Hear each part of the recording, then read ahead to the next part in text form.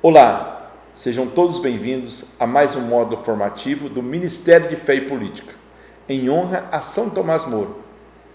Hoje, quero, à luz da doutrina social da Igreja, trazer para você uma reflexão sobre a comunidade política. Inicio esta minha reflexão com base no próprio documento da doutrina social da Igreja sobre o senhorio de Jesus. O povo de Israel, na fase inicial da sua história, não tem reis como os demais povos, porque reconhece tão somente o senhorio de Yahvé. É Deus quem intervém na história através de homens carismáticos. Assim, Bento XVI, ao falar do nosso dever, ao envolver-se com a política, escreve: o dever imediato de trabalhar por uma ordem social justa é própria dos fiéis leigos, que, como cidadãos livres e responsáveis, se empenham em contribuir para a reta configuração da vida social, no respeito de sua legítima autonomia e da ordem moral natural. Quem deu um exemplo desse envolvimento com a política segundo a vontade de Deus foi São Tomás Moro. São Tomás Moro, que antes de ter uma vocação à política, ele tinha um sentimento muito grande, muito aflorado por uma própria vocação religiosa. Acontece que os hábitos de oração, jejum e penitência permaneceram com ele pelo resto da vida, mas não demorou muito tempo. Esse seu desejo pela vida monástica foi finalmente superado pelo seu senso de dever de servir o país no campo da política, ingressando no parlamento inglês em 1504. Isso não quer dizer de forma alguma que uma vocação seja melhor ou maior do que outra, não. É porque ele reconheceu que a sua vocação era no meio público. Eu gostaria também de trazer para você agora sobre o senhorio de Jesus e a autoridade política e as primeiras comunidades cristãs. São Paulo, escrevendo a 1 Timóteo, no capítulo 2, versículo de 1 a 2, traz para nós: recomendo, pois, antes de tudo, que se façam pedidos, orações, súplicas e ações de graças por todos os homens, pelos reis e todos os que detêm autoridade, a fim de que levemos uma vida calma, serena, com toda piedade e dignidade. Assim nós entendemos o que nós podemos esperar ou devemos esperar de uma autoridade política: que ela garanta uma vida calma e tranquila, a transcorrer com toda piedade e dignidade, que ela esteja sempre num espírito de prontidão, pois os cristãos devem estar prontos para qualquer boa obra, escreve São Paulo a Timóteo. Mas não podemos esquecer do que nos ensinou e nos exortou o próprio Cristo: orai e vigiai, porque quando o poder humano sai dos limites da vontade de Deus, se autodiviniza e exige uma submissão absoluta, torna-se a própria besta do Apocalipse. O Senhor, Ele quis e quer contar conosco.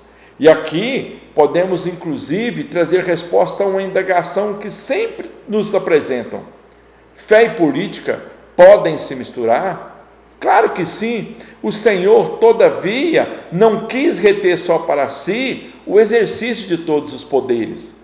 Confia a cada criatura as funções que esta é capaz de exercer segundo as suas próprias capacidades, da sua própria natureza. E quando a gente fala de comunidade política, a gente precisa entender que a comunidade política, ela existe em primeiro lugar para a pessoa humana, para o povo.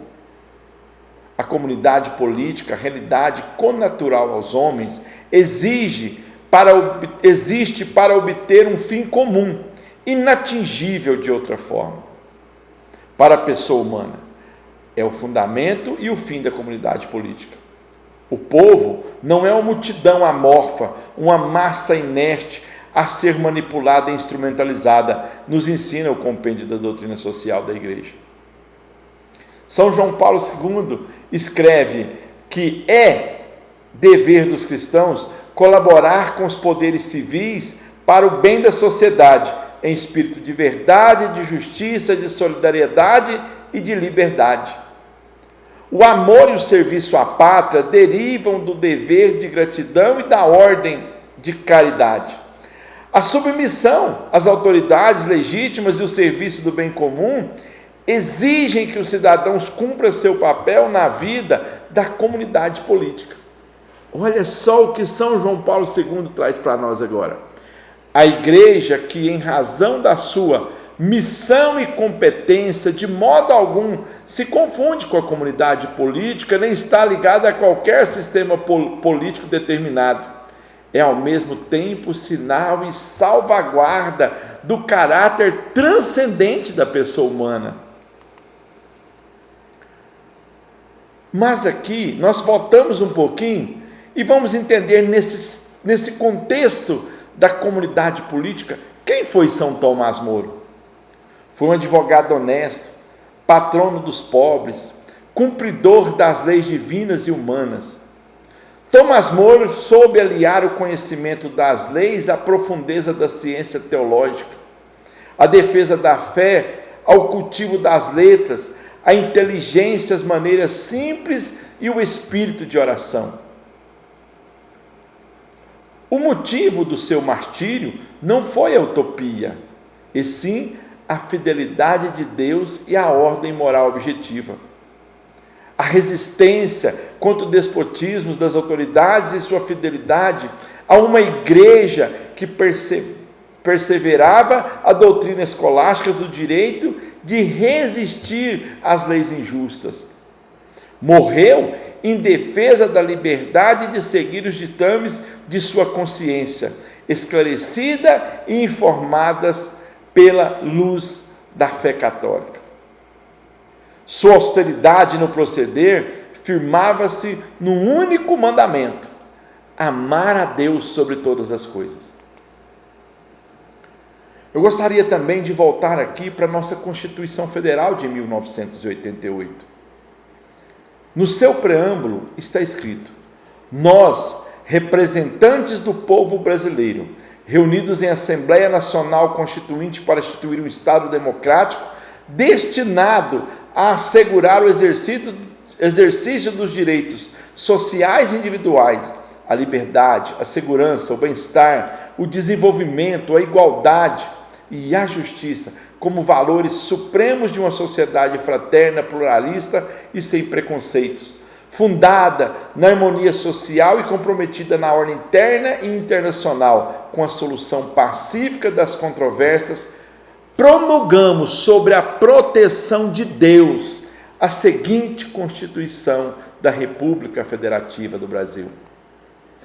Aqui nós entendemos que o Brasil é uma comunidade política permanentemente sob a proteção de Deus. Nós precisamos entender também que um dos fins da comunidade política é tutelar e promover os direitos humanos. O documento da doutrina social da Igreja, ele considera a pessoa humana como o fim da comunidade política.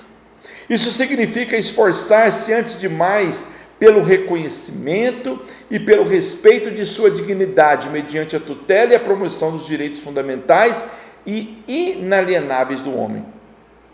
No tempo moderno, a atuação do bem comum encontra sua indicação de fundo nos direitos e nos deveres da pessoa.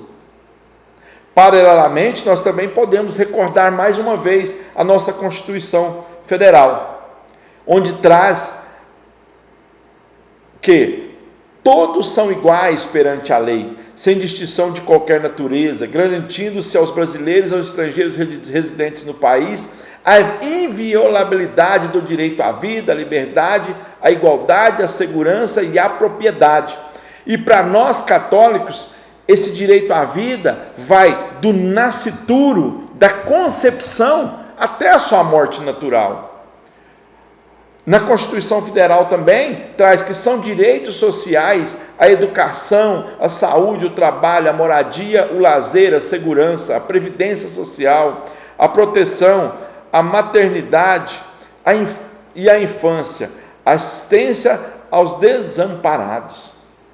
Então, ser um agente político à luz da igreja precisa estar disposto a lutar, a dar até a própria vida para defender esses direitos.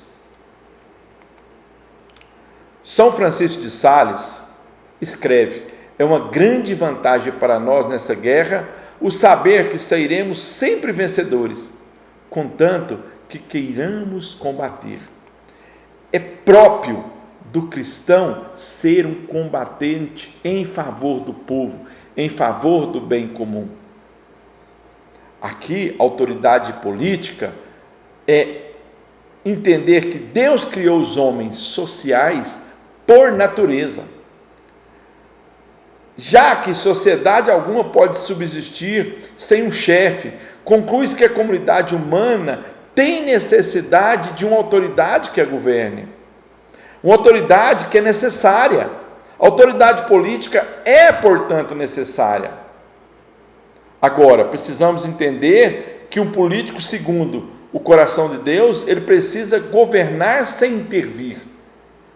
A autoridade política deve garantir a vida ordenada e reta da comunidade, sem tomar lugar da livre atividade dos indivíduos e dos grupos.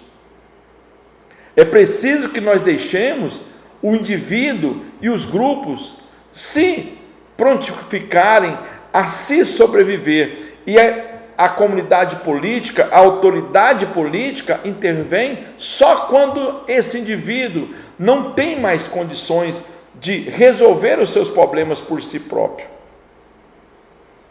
Nós precisamos de entender também que quando nós falamos de autoridade política, nós falamos de soberania. E o sujeito da autoridade política é o povo, considerando na sua totalidade como detentor da soberania. Autoridade esta como força moral. Autoridade, pois, deve deixar-se guiar-se pela lei moral.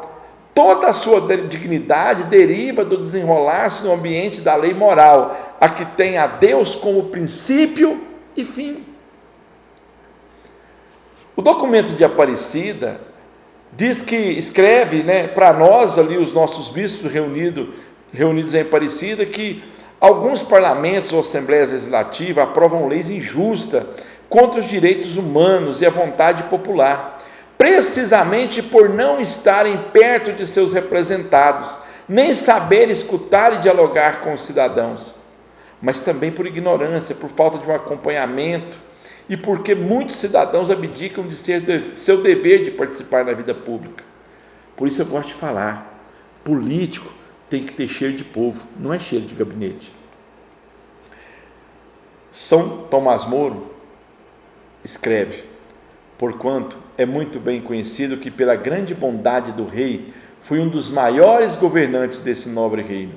Rogo ao nosso Senhor que nos faça todos tão sábios que possamos, cada homem aqui, governar a nós mesmos, tão sabiamente nesse tempo de lágrimas, nesse vale de sofrimentos, neste mundo em ruínas, no qual, como diz Boécio, um homem orgulhar-se de governar outros homens se assemelha a um camundongo que se orgulha de governar outros camundongos em um celeiro.